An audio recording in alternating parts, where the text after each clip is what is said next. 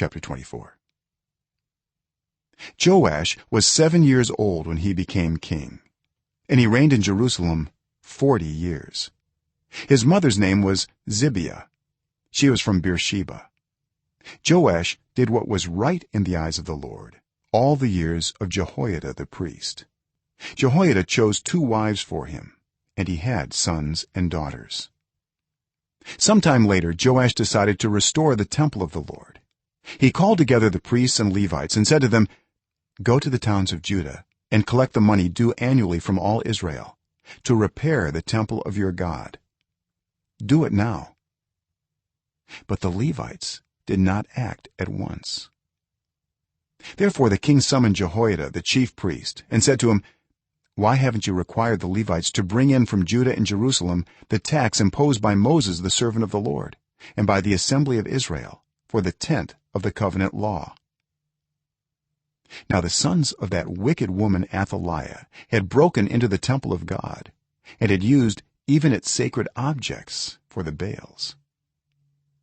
At the king's command, a chest was made and placed outside at the gate of the temple of the Lord.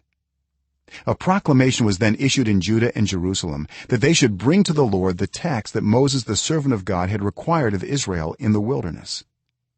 All the officials and all the people brought their contributions gladly, dropping them into the chest until it was full.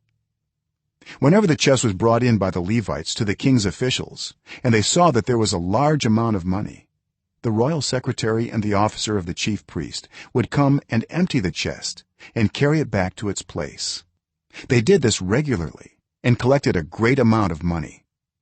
The king and Jehoiada gave it to those who carried out the work required for the temple of the Lord. They hired masons and carpenters to restore the Lord's temple, and also workers in iron and bronze to repair the temple. The men in charge of the work were diligent, and the repairs progressed under them. They rebuilt the temple of God according to its original design and reinforced it. When they had finished, they brought the rest of the money to the king and Jehoiada, and with it were made articles for the Lord's temple, articles for the service and for the burnt offerings, and also dishes and other objects of gold and silver. As long as Jehoiada lived, burnt offerings were presented continually in the temple of the Lord. Now Jehoiada was old and full of years, and he died at the age of 130. He was buried with the kings in the city of David because of the good he had done in Israel for God and his temple. After the death of Jehoiada, the officials of Judah came and paid homage to the king, and he listened to them. They abandoned the temple of the Lord, the God of their ancestors, and worshipped Asherah poles and idols. Because of their guilt, God's anger came on Judah in Jerusalem. Although the Lord sent prophets to the people to bring them back to him, and though they testified against them, they would not listen. Then the Spirit of God came on Zechariah, son of Jehoiada the priest.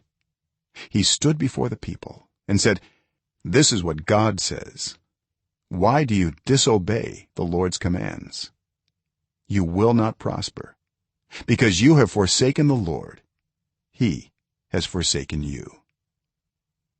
But they plotted against him, and by order of the king they stoned him to death in the courtyard of the Lord's temple. King Joash did not remember the kindness Zechariah's father Jehoiada had shown him, but killed his son, who said as he lay dying, "May the Lord see this and call you to account." At the turn of the year, the army of Aram marched against Joash. It invaded Judah and Jerusalem and killed all the leaders of the people. They sent all the plunder to their king in Damascus. Although the Aramean army had come with only a few men, the Lord delivered into their hands a much larger army. Because Judah had forsaken the Lord, the God of their ancestors, judgment was executed on Joash. When the Arameans withdrew, they left Joash severely wounded. His officials conspired against him for murdering the son of Jehoiada the priest, and they killed him in his bed. So he died and was buried in the city of David, but not in the tombs of the kings. Those who conspired against him were Zabad, son of Shimeath, an Ammonite woman, and Jehozabad, son of Shimrith, a Moabite woman. The account of his sons, the many prophecies about him, and the record of the restoration of the temple of God are written in the annotations on the book of the kings. And Amaziah his son succeeded him as king.